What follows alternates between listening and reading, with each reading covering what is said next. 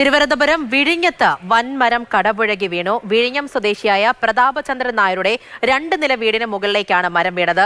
ഇന്ന് ഉച്ചയ്ക്ക് 12 മണിയോടെയാണ് ഈ അപകടമുണ്ടായത്. അപകടത്തിൽ ആർക്കും പരിക്കില്ല എന്നുള്ളത് ആശ്വാസമാണ്.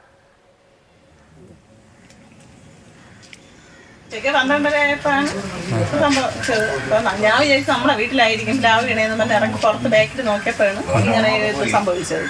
കൊച്ചു മാത്രമേ ഉണ്ടായിരുന്നുള്ളൂ. വേറെ ആളിന് കുഴപ്പമില്ല, വീട്ടിലെ കുഴപ്പമൊന്നും.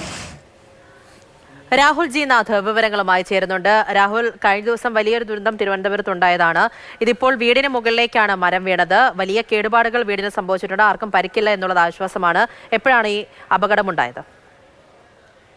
പൂജ, ഇന്ന് ഉച്ചയ്ക്ക് 12 മണിയോടുകൂടിയാണ് വിഴിഞ്ഞത്ത് ഈ വീടിന് സമീപത്തുന്ന വലിയ മരം കടപുഴകി വീണത്. കഴിഞ്ഞ ദിവസം ഉണ്ടായ അപകടത്തിൽ ആഘാതത്തിൽ നിന്ന് തിരുവനന്തപുരം ജനത, അല്ലെങ്കിൽ മുഴുവനായി പറയുകയാണെങ്കിൽ ഈ കേരളത്തിലെ ജനത ആ ഒരു ദുരന്തത്തിന്റെ ആഘാതത്തിൽ നിന്ന് കടന്നു വരുന്നേ ഉള്ളൂ. അപ്പോഴാണ് ഇന്ന് ഉച്ചയ്ക്ക് 12 വൻ മരം കടപുഴകി വീണത്.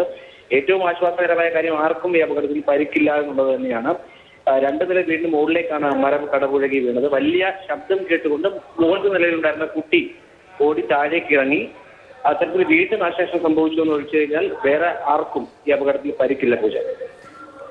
ശരി, രാഹുൽ ജി നാഥാണ് വിവരങ്ങൾ നൽകിയത്. വീട്ടിലെ ആർക്കും പരിക്കില്ല എന്നുള്ളതാണ്.